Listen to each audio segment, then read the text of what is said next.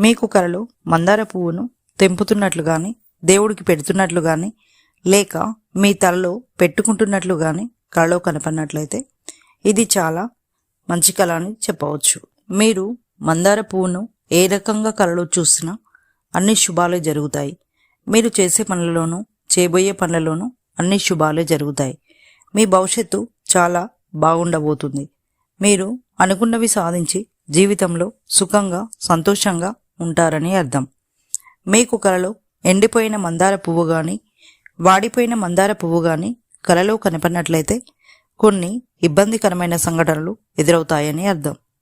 కానీ మీరు దగ్గరలో ఉన్నటువంటి దుర్గామాత గుడికి కానీ, కాళీమాత గుడికి కానీ, పార్వతీ అమ్మ గుడికి కానీ వెళ్ళి మందార పువ్వులను అమ్మకు సమర్పించి కష్టాలను బాధలను తొలగించు తల్లి, నన్ను నా వాళ్ళను చల్లంగా చూడమ్మా అని వేడుకున్నట్లయితే